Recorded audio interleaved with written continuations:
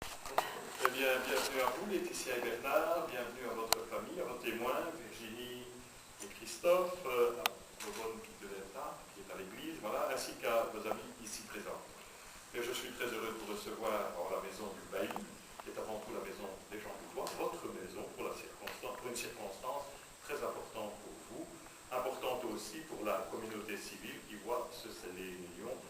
Et pour elle, c'est un signe tangible, porteur de bonheur et de prospérité. Et nous tous, ici présents, pourrons témoigner au souvenir de ces moments. C'est de plus pour moi toujours un instant chargé d'honneur, puisqu'il me revient de représenter la ville et ses habitants pour officier à votre engagement. D'ici peu, vous prendrez également un engagement devant la communauté religieuse, et si les deux cérémonies comportent des différences, dans les deux cas, c'est l'amour de deux êtres qui les motive.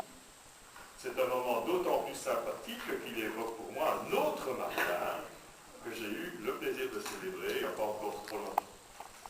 Ces amis, il est de coutume avant le grand départ de faire le point, de vérifier la mécanique, si j'ose dire. Bref, de mieux connaître les deux personnalités que j'ai en face de moi. Très modestement, j'ai laissé traîner mes oreilles de ci, de là. Permettez-moi alors de vous livrer les résultats de ce micro-trottoir. Que sait-on de Bernard? Mais d'abord, j'ai appris que tous l'appelaient Ben, surnom qui traduit bien une facette du personnage, puisque son prénom signifie cœur de rousse. Ce que l'on sait moins, c'est que son premier surnom fut celui de Coconeuf, en mémoire de sa prime enfance et de sa manière de dire les choses. Touchant, n'est-ce pas?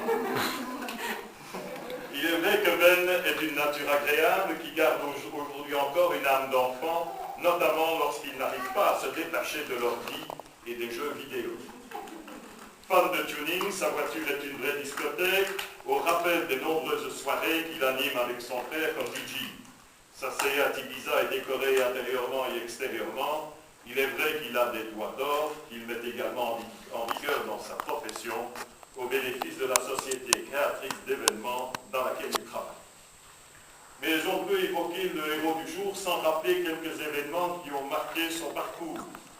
Chacun s'accorde en toute sympathie à le caractériser de Pato, voire même pour les plus médisants de Bernard Lacata.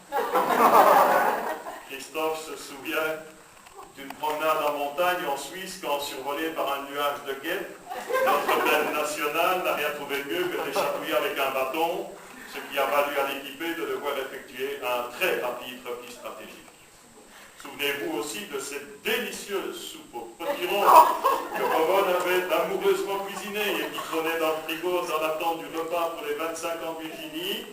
Inutile de vous donner plus de détails, il vous suffit de savoir que Bardaf s'est lambardé. Les invités ont pu admirer à loisir la dextérité du fiancé à nettoyer frigo et environ.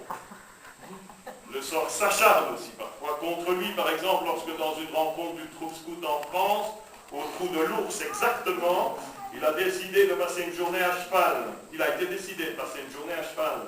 Le destin a voulu que Ben hérite d'un destrier habitué à être cheval de tête. Qui a décidé de le placer en queue de peloton? On ne le saura jamais,